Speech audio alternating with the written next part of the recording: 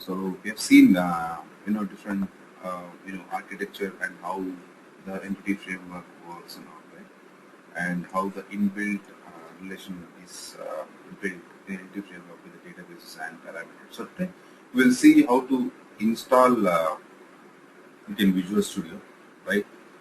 So we actually learned about the installation of Nugget packages, and this is a open source where all the Microsoft internal packages, right? Mainly like we were talking about entity framework or jQuery, right? Or any other stuff like that. If you want, right? Sometimes it won't be available with the direct .NET Visual Studio release because those packages are specific when you want to use, right? Otherwise, we don't actually need to get those packages as such, right? So that's the reason why they don't provide. Rather, they provide online so that you can actually install. So we'll see that. So yesterday we created this project, right? So just to recap, if you don't have Nugget packages or manager, right? So you can always go to tools and you have extensions and updates. So here you have a Nugget package manager, so where you can actually get everything through this. So there is a key to install packages in your machine, right? So once it is installed, just close it, and now this is a time to install framework, entity framework in your machine. Let's see how to do that. So let me open a containing folder. So here I think we have already seen the entity framework one. If you remember, yesterday we have installed entity framework, right? If not, let me just give you once again. So you can right click on the project, right, and you have manage netted packages, right? So in the manage netted packages, you will actually get all the online things which you have and which you can actually install, right? And you can also see all the installed packages whatever you have. Now you can see that we have installed entity framework yesterday, which is of 6.1.0 version, right, and which is compatible with 4.5 version of .NET 2. And again, it's very important to know, whenever you're installing something, right, whether it is compatible with your version of .NET or not. And if you're using the Visual Studio from 2010, 12 and all, right, and if you start working on Nugget package installation, it will actually give you a compatible, uh, compatible packages to install, right? And you can always upgrade that whenever you want, right? So in Nugget packages, you can see this entity framework, right, and all different things we have. Right? So we have installed. If you install it, it will be a green check mark at the right top, right? And this will create a package for you, right? A packages folder if it is not created, and in that it will actually start working on continuous folders. Now, as we have installed entity framework, we have one folder called entity framework, and if you install jQuery, you'll have other folder where it will actually install all the supported DLLs. Now you can see in your library, right? Now you can see .NET 4.0 or .NET 4.5, it supports, right? Now, if you go inside, there are the main DLLs which we have, right? Application DLLs. Now, these are the main driving factor, for our entity framework to work, right? And entity framework is mainly designed for Microsoft platform, which is, specific to the SQL, servers to connect and build the model and entity classes and such. Right? Now, let's go back to the database. As discussed yesterday, right, I have actually created a separate table. Now, we already had a student table, if you remember. In our college database, right, we already had a students table and we created a few students, right? And what I did, I created a separate table called academics, right? So where we have three columns which I created. Now, if you remember our assignment, right, that's what we said, the separate academic and all. I was talking about different things. Maybe I just created to just show you few things here. That I created roll number, if you see the design of this, right? Anytime if you want to see the design of any table, which means all the columns and types and all, you can go to right click on that and click on design, right? Now here you can see that I've created roll number, marks and leaves. How many leaves here. Now you can see in roll number you have a lock symbol, right? Now this you can see the remove primary key. The primary key is already enabled here, right? Now you can see that it's already enabled where you can see it's a primary key, and also what I've done, I've actually created a relationship, right? Relationship is nothing but I've created a foreign key which joins my students table with academics with roll number. Now, which means if you want to create any record in academics table, right, then it's very important to have a foreign key or a roll number. For that roll number only, you can create a student. For if you have a student here, like with roll number 5, then you can create academic details like marks and leaves with 5. And if you try to create anything which is not there, then it will not accept.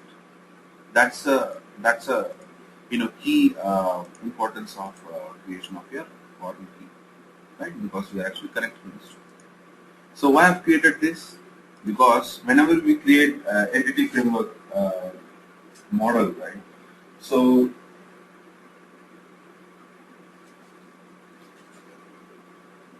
it actually inherits everything. It actually inherits what are the primary keys, right? What are the different tables are connected. It will actually give you everything as such. And if there are any other table and we are connecting again students to that, yes, every relation will actually give everything, so that you can actually work directly without writing a query. We'll see that. We'll see the complete part today. So this is second table I've created, and after creating that, I've just inserted 2 records. You can see for roll number 1, right, Sam and Arun, right, I've created marks and leaves, number of leaves you have taken, and that right here and all. So 1 and 2 I've created. Fine. So here we have 2 tables ready, and we have a database and a server which are enabled to access. Now let's go to the Visual Studio, and now let's see how we can actually use entity framework to connect to database first, right? How can we actually make it live? Now in every project, right, you have one thing called a configuration file. In every project, you have some type of configuration file as such. Now, in a class library or your console program, right? This type of projects, we will have something called app.config, which is a configuration file. Right? This will be your configuration file. Now here we can actually configure different things. You will understand this more when we actually enter into ASP.NET and then we see stuffs, right? But anyways, here we have many sections, right, where you can see as we have installed entity framework, right, it actually enabled us with some config sections. You can see these config sections are whenever you install any new package as such. It is not only for entity framework, it can be for other packages too, right? What it will do, it will actually will create that type of key section where it will actually map the versions we are going to use. If you remember, we have installed 6.x version of entity framework, and it actually created that, right? And you can see that supported is supported version, right, is 4.0, right, where we have a version .NET Framework accepted 4.5, right? And there are so many other stuff like provider, right, and all, because for entity framework we are going to use SQL server provider. So this is what we had, different things. Now we actually can create connection strings in configuration file. Connection strings in the sense, till now whatever we have seen, like we have seen something like connecting and creating things and creating connection string from code itself, right? But yes, you can also create a connection string from or in a configuration file, and you can access that uh, that connection string. We'll see that part. And if you are using entity framework, right? So entity framework, whenever you create a relation.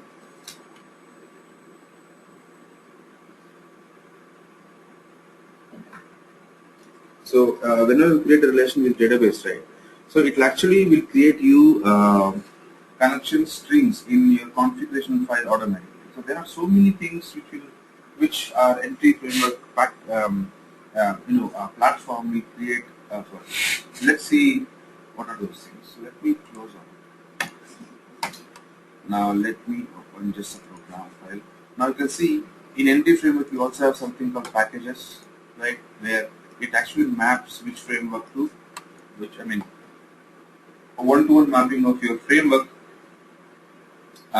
entry framework version and your targeted .NET framework. Right? Now this target .NET framework, net 4.5 is nothing but your folders actually, right? And then which one to map so that it can actually get the details, right? Now let's connect them. So you can see as soon as we created entity framework, I mean installed it, right? You can see in our references both the DLLs which are entity framework and entity SQL Server got added to our references, right? And if you go to properties, you can see that from packages. I mean how I did this. I selected this and I clicked on F4, or you can do right click and do properties, right? So these DLL reference is here. You can see here that in my Intro CS project, the packages folder, right? I had entity framework 6.1.0 lib and code, net folder, which is this, right? Both the DLLs will be referred from there. Now there you can see all the system DLLs, right? It will be referred from your actual registered part, right? To reference, all these are your assemblies which are referred from a Windows registry, right? Whereas these are something which we are installing as a part of our solution or a project. Right? Now let's see how we can actually. No, this is what is an installation of entity framework. But now we'll see how to use it. Now let me right click on the project, and you have to do something called add new item. So here, specific to data, because we are going to work mainly with the data over here to connecting our model, right? So here you have ADO.NET entity data model, right? Now let me call this as college model, because we are going to create an entity model for our database called college. So I'm just giving it as a college model. Now, once you click on add, right, you'll get a new window which will ask like which model you want to create from. What is the source? So either you can directly select from generate from database, or you can also create an empty model. But if your database everything are ready, our database and tables and different store procedures are ready as such, right? We have one SP also which we have written, right? Now as objects, database objects are ready, now you can actually connect from your database directly. Let me click on next over here. Now here you can see that whatever previous connections we have, right, it will give us those connections. Now let's say if, I have already created these in some other projects, let's say, that's why it's given. Now let's say if you want to create a new connection with a new database, let me click on new connection. Right? Now this is a window where you have to mention all your server name. Now this is a window which will create a connection string to you. Now how do we use to create connection string? If you remember, we need some host name, right? If you remember, whenever you want to connect, we need a host name, a database, and the credentials, right? While creating connection string. While using our ADO.NET Flips, right, we used to provide all these things in a key value format. But here, In entity framework, see how it is easy. Now this is a window which will build connection string for you, where you have to provide different things over here, right? As we are going to use SQL Server, connect SQL Server. Now we are going to use SQL Client. If you want to change, you can change anytime you want, right? And even if you want others, right, you can select any file as such, right? Click on OK. Now you have a SQL Client. Now server name. Now once you click on the down, right, click on the arrow. Now what it will do? Now as in my network, right, whatever servers are available for me, it will actually get all the list. And if you're working in a company and in your network there are a bunch of databases, right, and you have access. I'm talking only about server. Even if you don't have access to the database, right, you'll at least see the server which are in your network. So I have two different instances of my SQL Server, right? One is 2008, which is MSSML this, and 2012. Now this is the one which we are using. If you want to confirm, you can see it's MSS SQL 2012, right? And I'm going to use Windows authentication because mine is enabled with Windows authentication. So if you want, I can show you that. So in security and login, right now you can see my name, right? It is already added over here as a Windows authentication. And you can also add, if you remember, we're talking about new logins, right? Here you can select Windows authentication and you can actually add your machine name / your username which you use for your machine. And then you add this and go to server roles and view according server roles. If you use this admin, which means you will become a main admin to the complete set of databases you have. Right? And now, as soon as we give this a Windows authentication, right? Now let's go to the next one, which is a database name. Now in one server, you can have many databases. Now as of now, we have one database called college. Now in this way, you can have any number of databases, right? And for the fact, we already have many databases. So as soon as you install your SQL Server, so few databases which are also called as system databases, right? Like master, model, MSDB, or temp.db. I mean, these are databases which will be automatically created for you, right? And now, if you click on this drop down, right, it actually will get you based on your authentication you provided, right? Type of authentication of server, it will actually take these details, check for authentication. If everything goes fine, it will retrieve all the database names for you. Now you can see you have got all the databases where you have access. And I'm going to select college. Now these are my main parameters: my host, my database name, and my credentials. You will actually make my connection string. And if you want to test the connection, click on it. Now you can see test connection successful. If I'm unable to connect to my database server using my Windows authentication to the database called college. Now it's fine. Click on OK.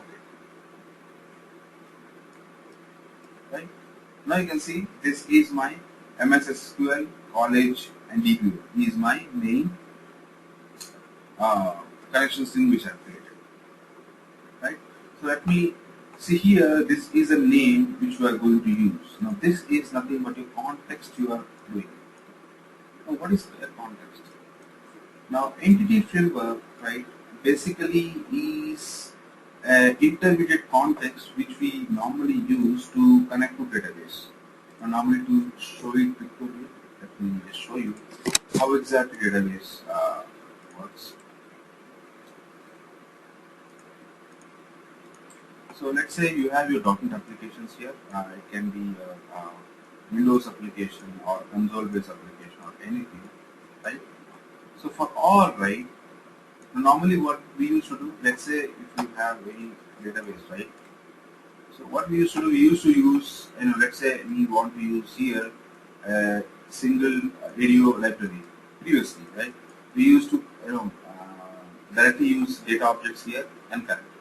We used to use data objects here and connect, right? But with the entity framework, what we can do is for multiple applications, we can create one core context, which is your context, and this context will do a communication with your databases, which will be a two-way communication. Now this is nothing but your context, right? Which will have a live connection with your database, right? Based on the usage, right? Our entity framework will actually keep keep connections and disconnecting the same, right? It will take care of everything whatever we used to do, right? Creating a command or whatnot, everything it will do automatically, right? We just have to uh, use the model classes in a right way. That's it. We'll see that. Now these are context, right? So while creating our connection itself, we'll actually create a context. So let me call it as a college DB right? Because this is the main context I'm going to use. And you can see the entire connection string got created. Now you can see that this is my connection string where my data source, this part. Check this out. If you remember, we have already seen this, right? This part. Now my data source is so and so. Initial catalog, which is my database, is college. And integrated security, yes, I am making it as true, or we can actually make it as SIP, which will take the Windows authentication. Right? But don't touch anything because this will actually give you the actual connection string based on this options you've selected. Let's make it. Now what I'm going to do is I'm checking this because I want this connection string to be same in my app.com. Why? Tomorrow, let's say you are in a development phase and you connected your local database to code first. And tomorrow if you want to same code and a same configuration, everything you want to use to connect to the remote server and connect to the database which is installed in a remote server, and you want to connect. Then what to do?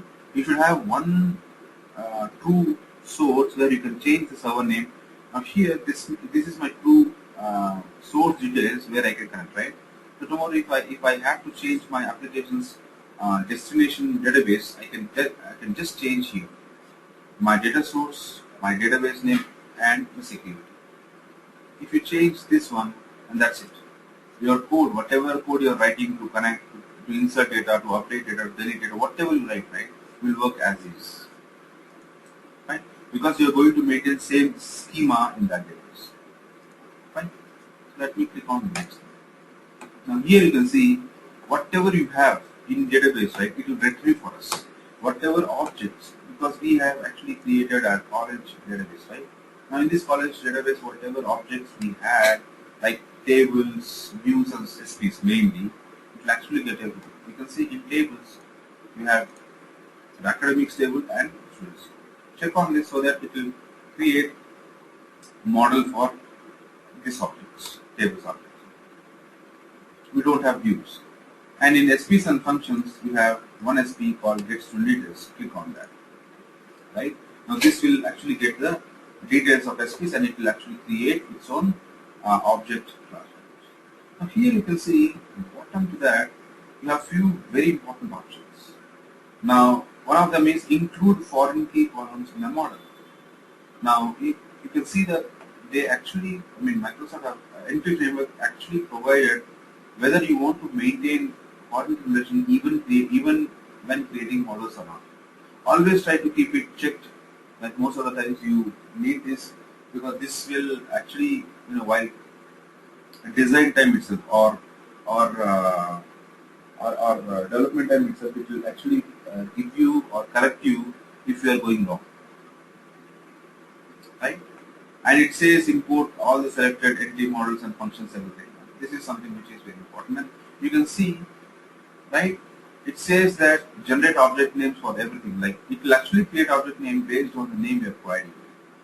It will create the names for you, right? Let me click on finish and let me show you how it is. Now you can see now it is creating everything for us. So it will access the database, get everything. Now you can see this is our data model created, right?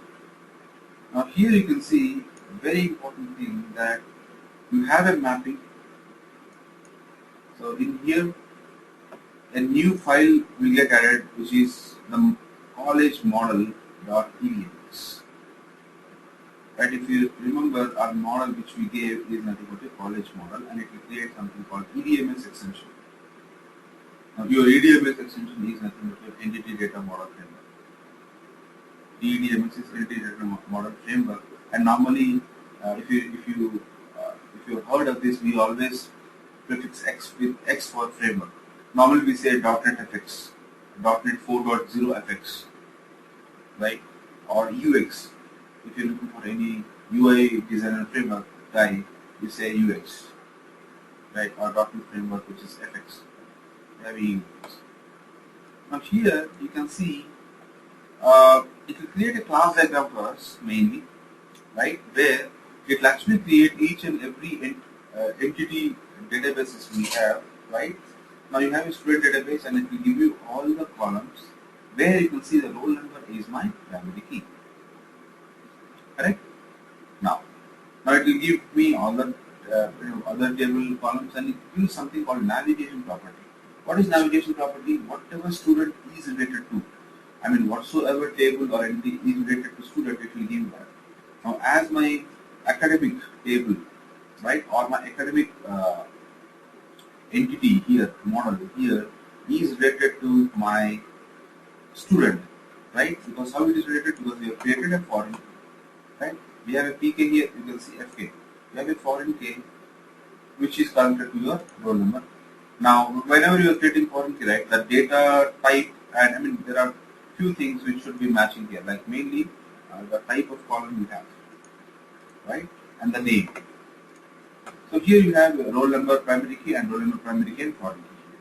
And again in an academic you can see navigation property as student, because for each academic, if you want to add any academic, now there should be one student at least, right? Same way here.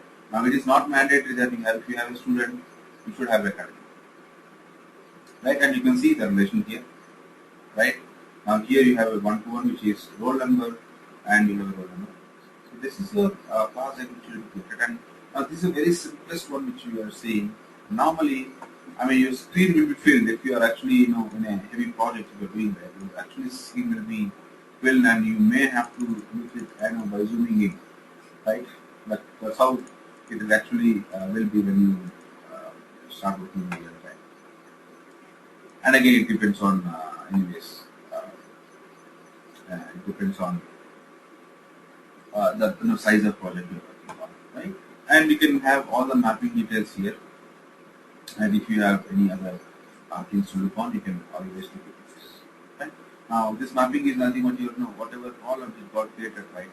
Like let's say the roll number is created with int32, which is mapping to our int. Yeah? Same as string, right? It is mapping. Whenever you have, you can change that, but don't touch anything as such in mapping, because if you create a true mapping with your variable being created in your project with the database object called your database table. Right? Now let's save this so that your model and everything solution will get saved. Now let's go into EDMX once, and one very important thing which we have to see is this is a main context which got created. So we have two different context types, which is object context and DB context. And DB context is the latest, technology going on. So we'll learn DB context. Now, if you're using Entity Framework 6 and above, right, or at least in 5, you can have the DB context. You can see, if you remember this college DB context. If you remember, whenever we are adding this, we gave this name that whatever I'm going to do, I want to do under the name called college DB context. So this is your main trigger class for everything. If you want to call your entity framework, any class or anything, right? This is the entry point for everything. And you have to create a context object, and then you can move wherever you want. Right? Now, so here you can see, in here we have two tables. You can see for academics and students we got this, right? But don't worry, here you can see academic class got created, right? Now this is somewhere over here. This is our academic class and your student class, where you can see all the columns, right, and everything it actually created. Now for a student you have a roll number and so everything, and if there is any academic, you also have an academic. right? Which means at a time, if you want to insert your student details and your academic details, you can do that, right? Same way in your academic class, you have so and so, and you can see you can actually refer to your student also, right? So these are the classes, right? Based on the tables which actually give. Now let's go to the next one, which is SP. Right now you can see this is my stroke result, which will give you what are all things you can actually provide. Right now in my SP, you can see the columns which it returns. Right, based on that, it will actually give me variables. Now you can see as I'm using star, self star, and so other things, right? Which means I may get maximum possible columns of students. That's the reason why we have everything. Right? This is how we normally create a, you can see everything, all the model classes and everything, our Visual Studio help, our entity framework, consoles, right, help us to create everything for us. Right? So that's how it is now. Now immediately we have to understand one more thing, like let's say tomorrow if there is any change, then what happens? Right? Tomorrow, let's say if there is any change or new table got added or something happened, now how do I update my model? Right? Obviously, whenever you change if you change any small, very small minute change, let's say you're going to add a simple parameter or right input parameter for your procedure, obviously you have to update your model, right? Then how to do that? Now let's see. So let's say to actually make the change big, let me create one more table as such. That will be a good idea. So here let me create. We have students, we have academics, and what we can create. What other things will be there for students, guys? Help me out. We have students will have academics, and what else we can have? Let's take something like sports. Let it be a sports column, right? Now let me just open this design of students, because I'll show you how to create a primary key and foreign key now, which will be helpful. What I'm going to do, I'm going to create my roll number. It will be the same name as my student table, because I'm going to connect these two, right? And I'll keep so here let me just say sport is interested on, right? Let me make it as var of 50 something, and let's say I want it as a non-null, right?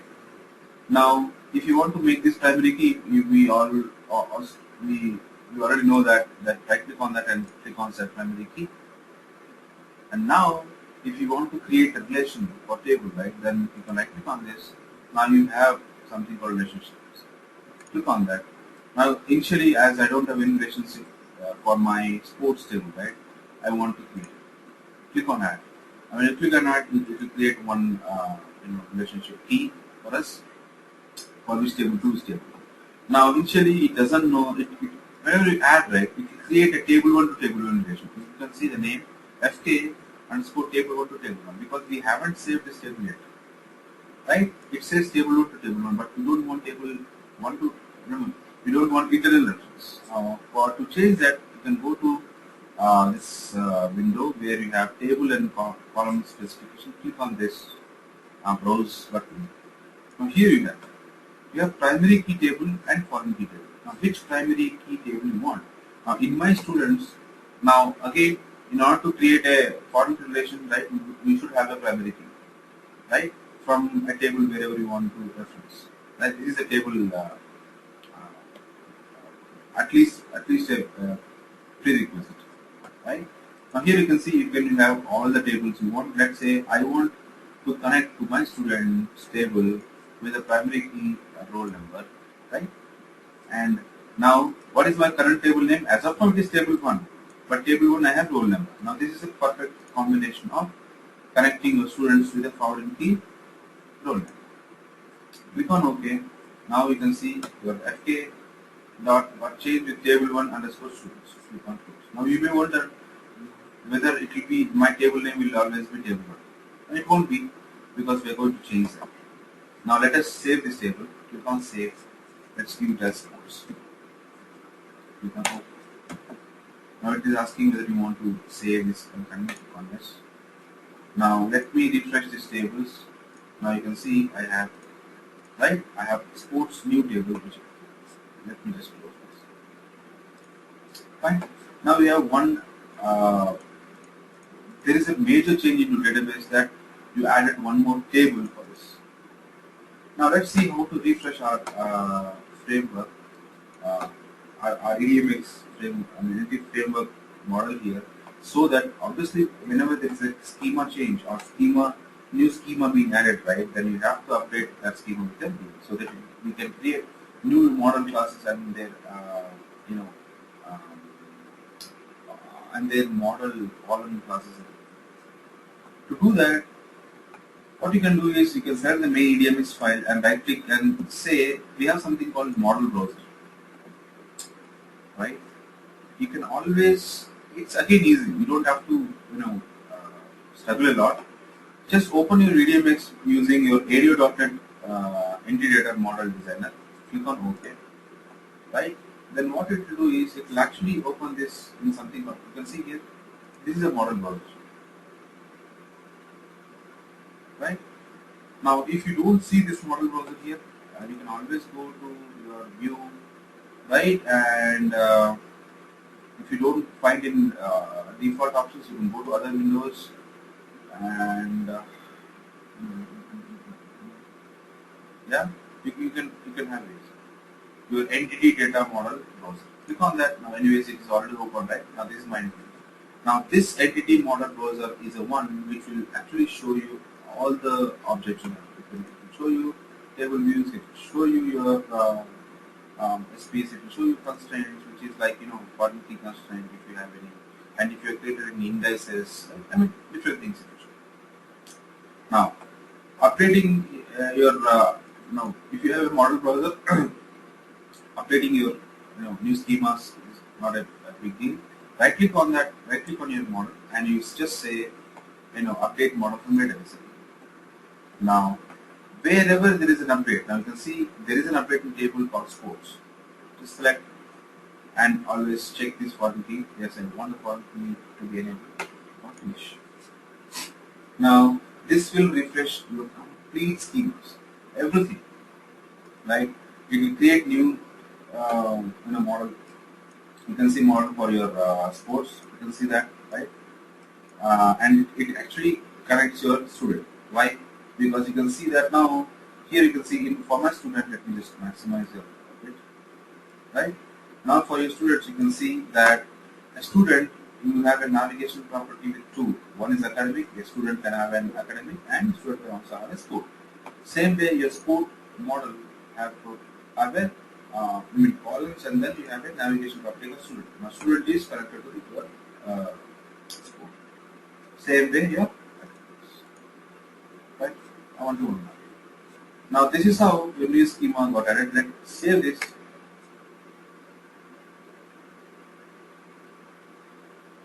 Right? Okay, got saved. Let's go to the context model now. Here you can see your sports got added. Everything will be changed. The sports got added. Now you can see a new class got added, which is sports. Go to definition. Now you can see that. Right. So this is how we normally create, entity models using entity framework for the database we are using. Right. Now that's how we create, and now we have everything in our hand. Like we can just create things to call or update or insert and everything. Let's see what's this. Now let's open up our program. Now let's see how to get details and how to do stuff. So this is about setting up entity model framework or entity data model for the database which we have in our project. Now this is same. This video is going to be common for everything. Like if you are creating any entity, if you want to create any entity data model for your ASP.NET, it is same. For your MVC, it's same. When we are creating WCF services with lips of database communication layer, it's the same, right? So it will be same across. Fine. So let's see how to actually start communicating with our database using our entity data model. Now, so for all the data model, right? If you remember, I said your context class is going to be a main as a trigger here. So here, what we're going to do, I'm going to create a context object first, which is my college DB context, right? Now this is going to be my context. Let me call it as my DB context.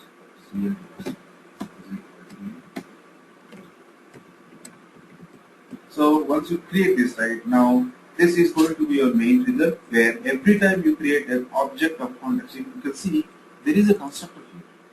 If you go to this class, right, there is a constructor here, right, which is college DB context, and it is calling our base. If you remember in our inheritance, right, we always have a constructor, and I'm inheriting my DB college DB context from DB context. These are entity class which we have. DB context is a inbuilt entity class which is under system.data.entity. Right? Now this entity will be enabled under system.data.entity when you add references of entity framework and SQL Server entity framework DLS to your project. If you don't do that, then it will actually give you error that the scope. It will actually say whether you are missing any libraries or not. And if it says that, most of the time, sometimes if you add or install your entity framework, right, sometimes it may not add references. It may skip. I don't know the reason, but if it skips, and if the auto-generated classes starts giving error, like you don't have assembly, then immediately go to your references and check whether you have these two libraries added or not. If not, then you can always go to your packages installation folder, select the actual version. Right, this is very important. Right, now how can you select your actual version of your .NET here? Which folder?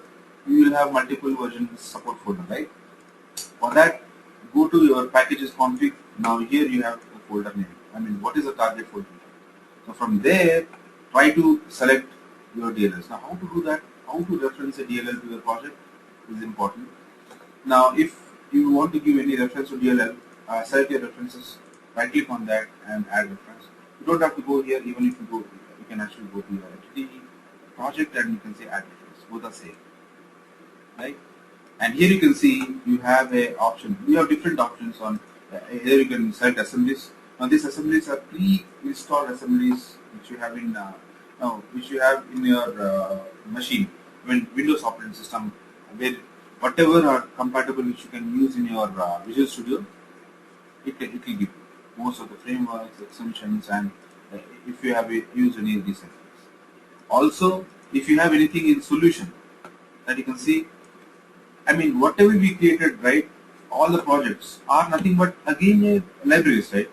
Now each project is a library. If you remember, it creates a .exe file, right? It also creates a bin libraries, right? Which means it's again a library. If you want to give any cost reference, you can also set that. And COM is nothing but a communication, again libraries which are again a pre-installed one. Now this is more specific to your .NET or more specific to Visual Studio. Now here we have a browse. Now this browse is nothing but you can actually browse from somewhere. You can see it automatically added my DLLs. But if you want, you can click on browse here and you can get the DLLs. Select and click on add. So this will add your, right? So this is how you can actually add your DLLs if they are missing. Right?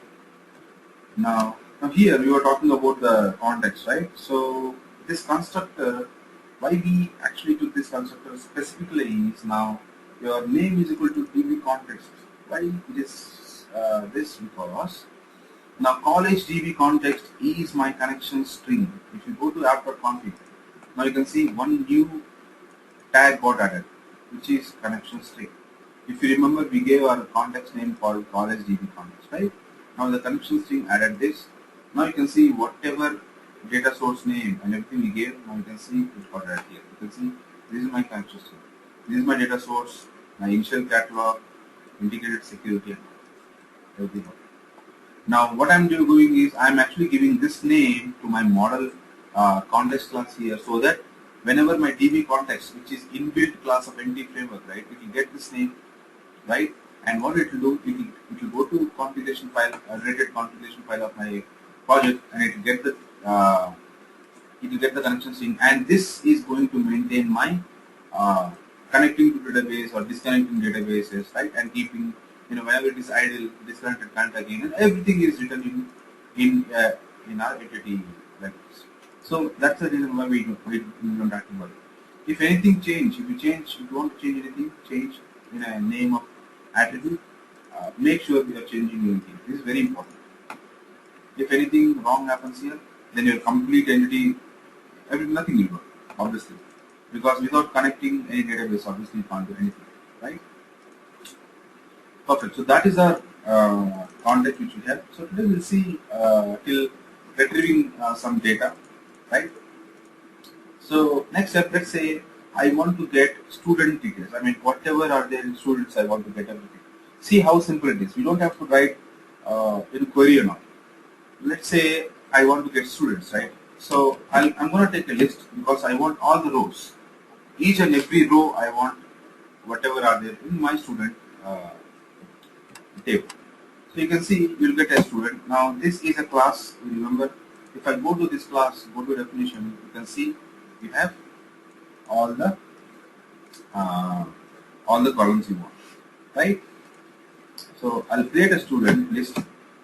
Let me call it as a which is 2 is equal to new list. Now I have to fill this. How can I fill this? Right? Now here, as soon as you create a list of students objects, right, you can see that it will actually retrieve everything for you because we have already created the context. Now let's run this. I'm going to create student here. Now I don't have to. I think I don't have to explain for each again, right? Now this is obvious now. If there is a collection item, we have already seen the list. List is nothing but a collection item of type student, right? Now I'm going to take images 2 here, and now here what I'm going to do, I'm going to do all right line up. Now you can see whenever I go to item dot. Now here you can see all the columns. I'll get all the columns: roll number, a phone number, a student name, a period date, everything I'll get. Now let's print one column which is student name, and that's it. I don't want anything else. That's it. And then let's say your console dot read. This is a simple way how you can actually read your data. Let's run this.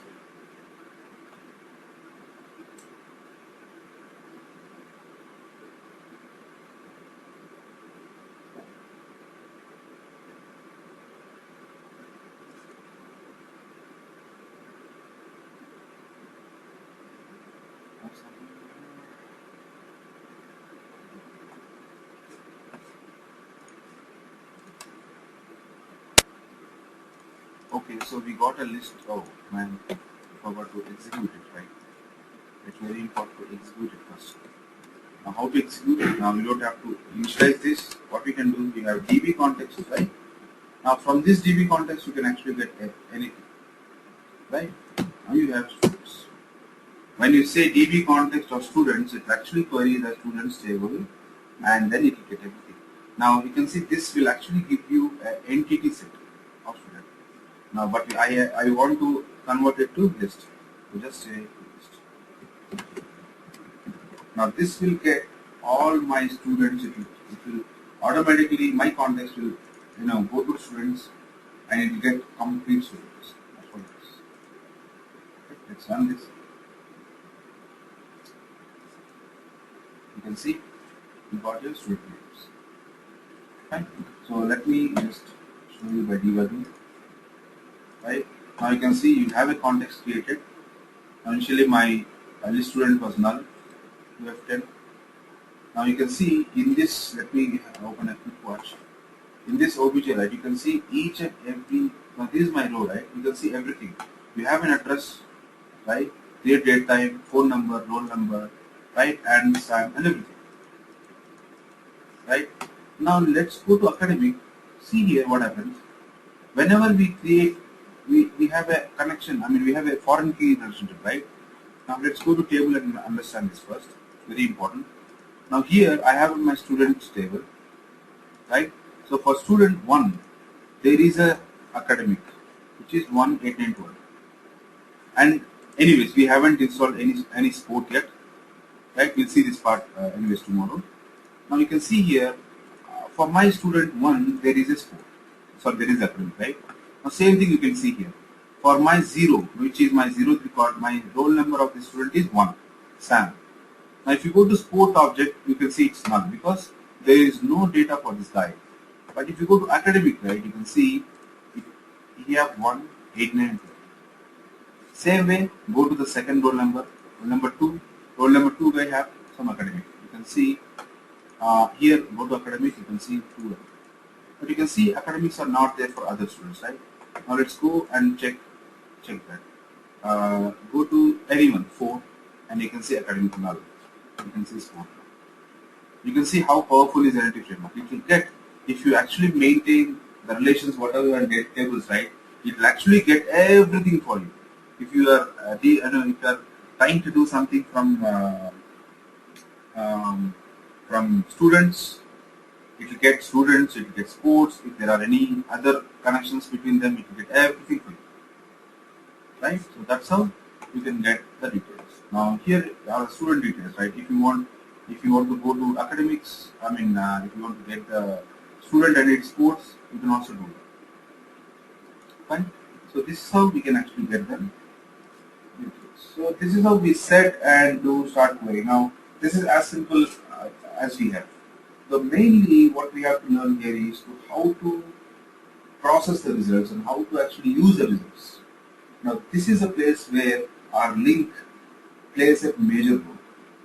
Right? But anyways, we are going to see the complete concepts of analytic framework, and then we'll see different concepts of link. Because link is, if you learn link, right, then it will be much easier to actually work with analytic framework. That it will be very handy to use link tools. Right? So that is about the framework which we have ND and how to set up, how to install, and how to we can actually use and what exactly is the trigger point.